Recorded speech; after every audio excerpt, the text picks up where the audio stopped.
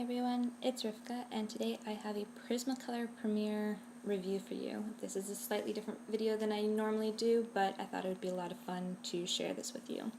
So this set does come in a zipper pouch, as you can see. It does have 24 markers, and they are double-edged.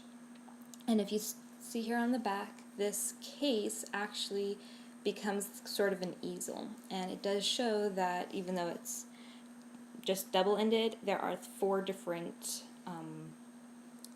ways you can make these markers work and write. So this is what it looks like when you open it up. They are held in by elastic, and the colors are shown on the actual markers, which I really like. And I did find that the coloring isn't totally the same, but like when you write it, but it is a very close representation. And I do like that on one end you'll see that the color is thicker, and that's the thicker, the chisel end of the marker, and the thinner line is the thin tip. So I like how they put that on both ends so that you can very clearly see it no matter where, like what direction the marker is pointing in. You can always see that you're not looking for the picture.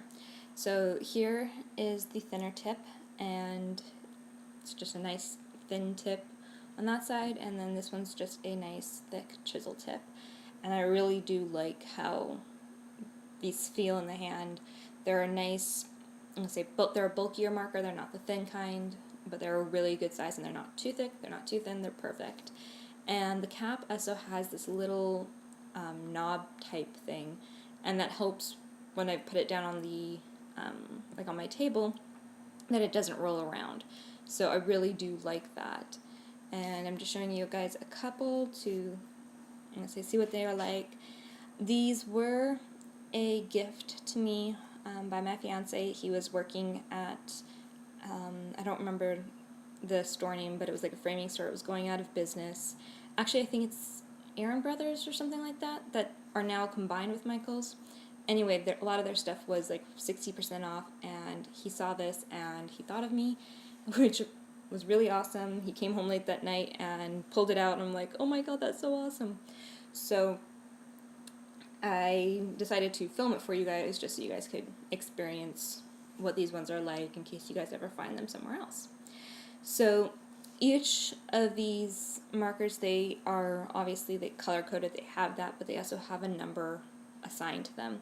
And on the back of, I'm going to say, the wrapper piece, I don't know exactly what you want to call it, but it does have a list as well as swatches. But swatches like that, once they're printed, to me, they don't always truly represent what they're supposed to be like, so I am going to be swatching them for you guys in this video. But first, I wanted to try what this, I'm going to say, easel kind of thing worked like. And it's actually very similar to a makeup set that I had gotten. Not just set, it was the brushes. I don't remember offhand the name of the company, but it's pretty common, and it worked just as well. So what I like is at the top, if you just are looking at it from the top the way we are right now, you can see that they also have the color swatches on the tips of the marker, and it also has the number of whatever marker color that was.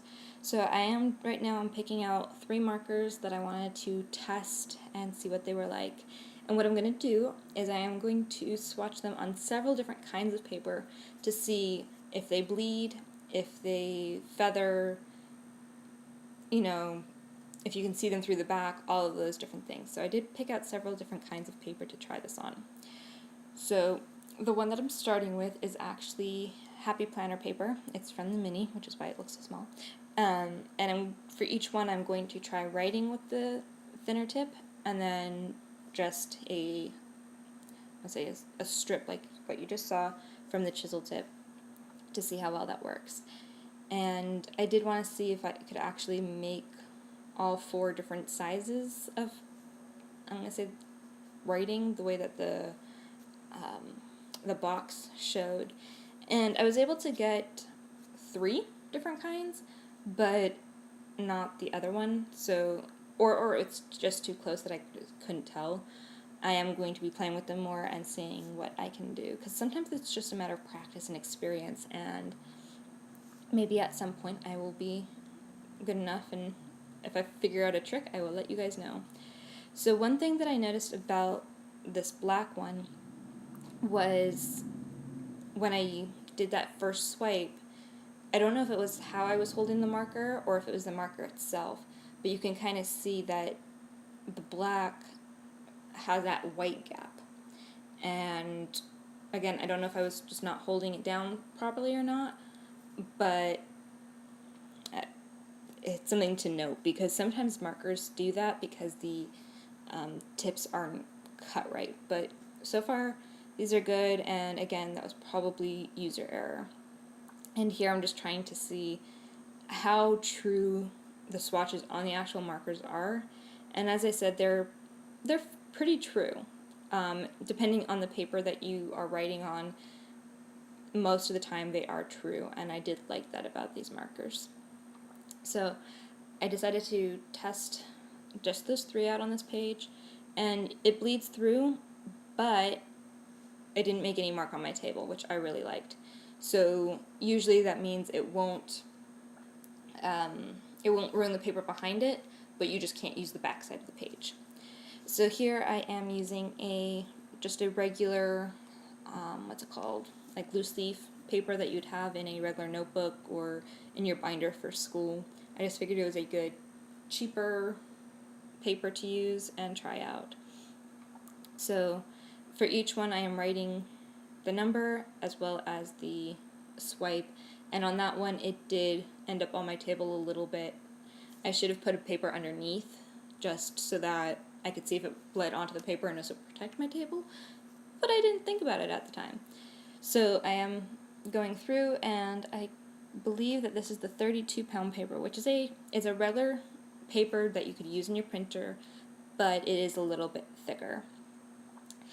Also, as I'm going through these, you can see that a lot of the swipes don't quite do that full block of color. The purple and the black didn't do that on the loose leaf paper.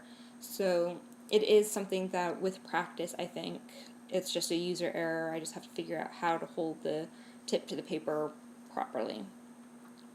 The paper I am using right now is actually, I'm doing 2 at once. I am using a regular white cardstock as well as regular like copy paper. And the reason why I wanted to do this is because sometimes you only have loose leaf paper with you or cardstock or whatever's available, and I do like to know how different a pen is on each page. That way I know, okay, if I only have loose leaf paper, pull out pens, not these markers, or something to that effect. So I am checking these, and they did bleed through on all of them. They didn't make a mark on the paper underneath, but I think it's called more shadowing than bleed through. In any case, you cannot use the back side of these pages when you do that, but these markers are more for art anyway, so most of the time you're only using one side of the page. So yeah.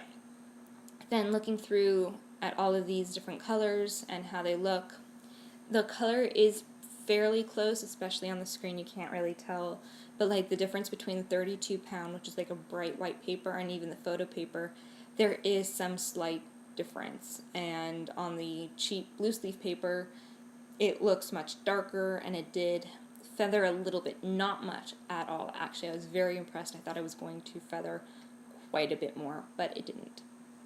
So that's always a good thing. So yeah,